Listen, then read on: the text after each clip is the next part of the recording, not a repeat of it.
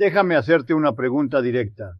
Cuando escuchas la frase Venezuela engañó a Trump, ¿qué es lo primero que te viene a la mente? Maduro como genio estratégico, Trump como tonto manipulado. Una batalla épica entre dos líderes donde uno gana y otro pierde. Pues déjame decirte algo que casi nadie te va a contar. Esa no es la historia real. Esa es la historia que te venden para que no hagas las preguntas incómodas.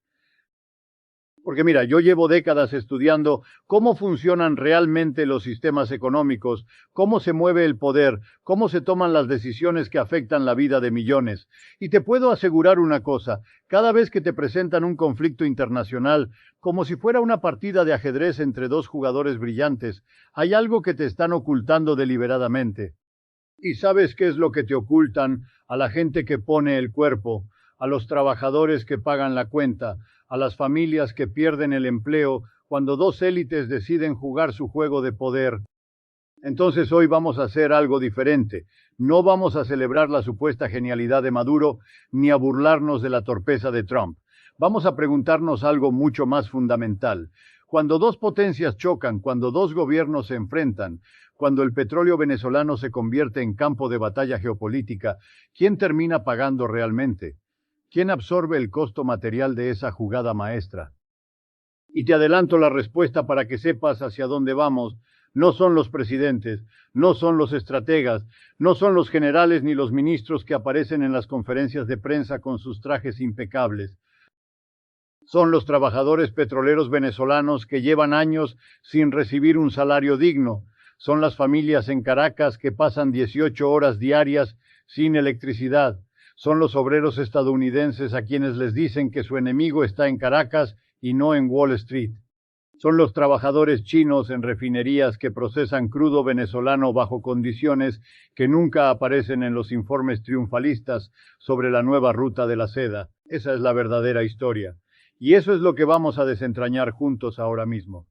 Empecemos por lo básico, por el dato concreto que casi todos los análisis pasan por alto cuando hablan de Venezuela. Este país tiene las reservas probadas de petróleo más grandes del planeta.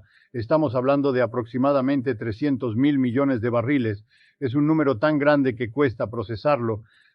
Para que te hagas una idea, esas reservas representan casi el 17% del petróleo mundial conocido.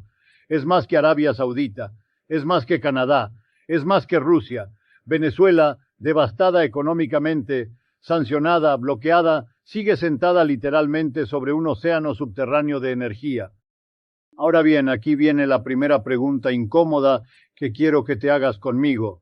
Si Venezuela tiene tanta riqueza enterrada, ¿por qué su población vive en condiciones tan precarias? Según datos del Programa Mundial de Alimentos de las Naciones Unidas, publicados en febrero de 2024, cerca de 9 millones de venezolanos, casi un tercio de la población, enfrenta inseguridad alimentaria. 9 millones de personas en un país que debería estar nadando en recursos. La respuesta oficial desde Washington siempre ha sido clara. Es culpa del socialismo, de la mala gestión, del autoritarismo de Maduro. Y mira, yo no voy a defender a Maduro, no estoy aquí para eso. Pero si crees que la pobreza en Venezuela se explica únicamente por las decisiones internas del gobierno venezolano, estás dejando fuera una pieza enorme del rompecabezas. Esa pieza se llama sanciones económicas, y no son cualquier sanción. Son sanciones diseñadas específicamente para estrangular la capacidad de Venezuela de vender su petróleo en el mercado internacional tradicional. Desde 2017, Estados Unidos ha implementado capas y capas de restricciones.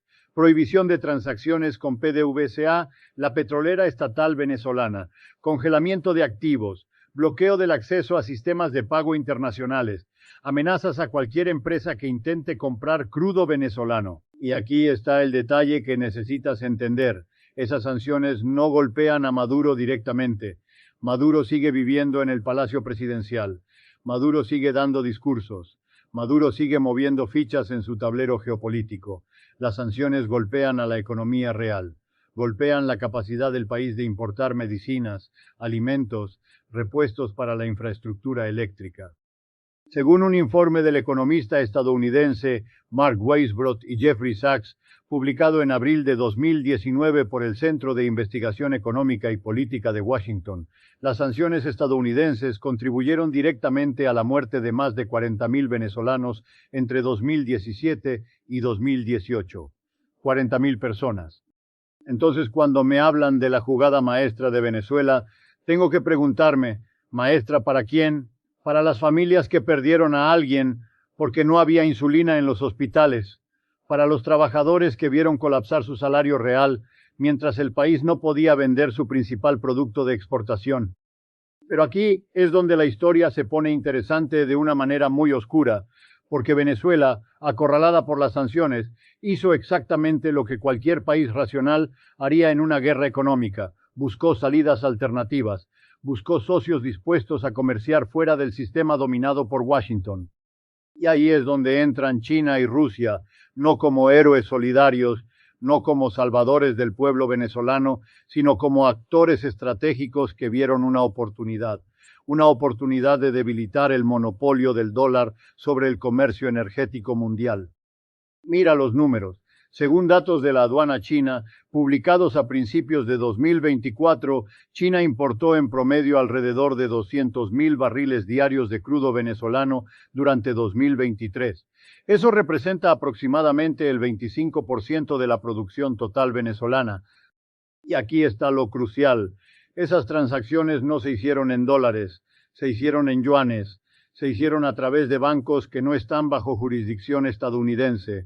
Se hicieron usando intermediarios, muchas veces en mercados que Washington llama grises, porque no puede controlarlos directamente. Rusia también jugó su parte. Rosneft, la petrolera estatal rusa, actuó como intermediaria para revender crudo venezolano en mercados asiáticos, hasta que Washington presionó tan fuerte que incluso Rosneft tuvo que retirarse parcialmente en 2020. Pero la infraestructura de comercio alternativo ya estaba montada. Irán, con décadas de experiencia navegando sanciones occidentales, aportó know-how técnico sobre cómo operar en las sombras del sistema financiero internacional. Ahora bien, te estarás preguntando, eso no es exactamente la trampa de la que hablan. Venezuela forzando a sus socios a crear sistemas alternativos al dólar. Espera, aquí viene la segunda pregunta que necesitamos hacernos juntos. ¿Quién realmente se benefició de todo este reacomodo?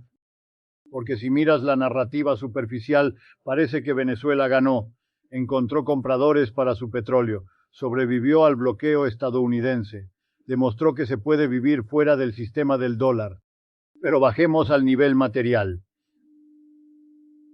al nivel de la vida cotidiana.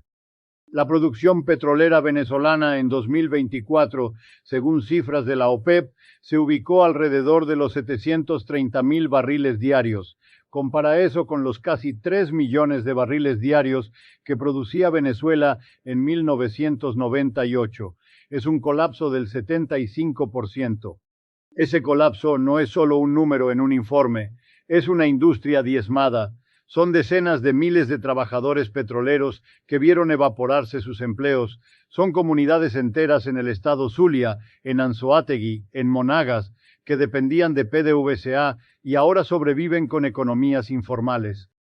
Y los que todavía trabajan en la industria petrolera venezolana, ¿en qué condiciones lo hacen?